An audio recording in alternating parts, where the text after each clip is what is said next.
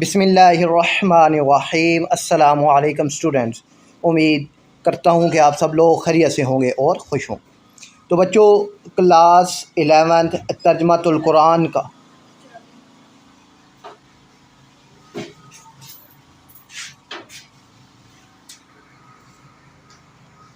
ٹھاک ٹھاک نہ کریو۔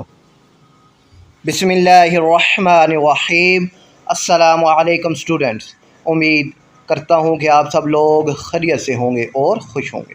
تو بچوں، کلاس 11 ترجمۃ القرآن کا ماڈل پیپر ہم نے آپ سے شیئر کیا تھا، تو آج اس پیپر میں موجود MCQs کے آنسرز آپ کو بتائے جائیں گے۔ تو ویڈیو کو بچوں دھیان سے آپ نے سننا اور سمجھنا ہے۔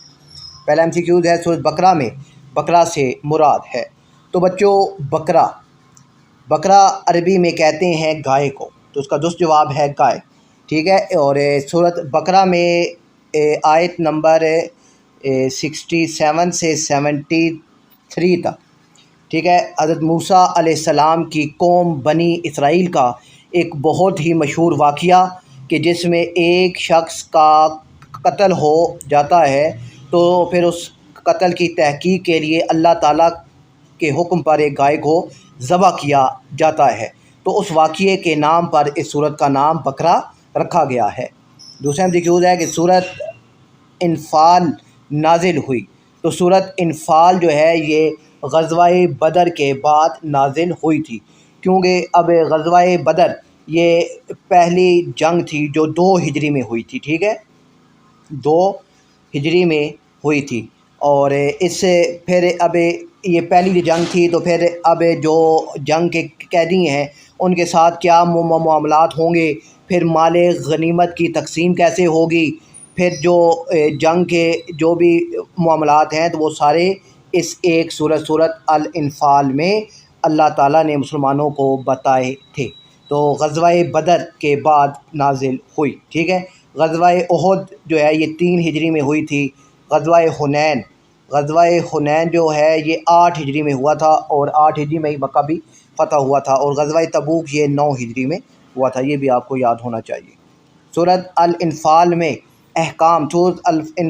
احکام جہاد کے احکام بتائے گئے ہیں کہ جہاد کیسے کرنا ہے اور کب کرنا ہے۔ فورتھ ہے کہ سورۃ توبہ میں سازشیں بے نقاب کی گئیں۔ اچھا، یہ قرآن پاک کی واحد صورت ہے جس سے پہلے بسم اللہ الرحمن الرحیم نہیں پڑھی جاتی۔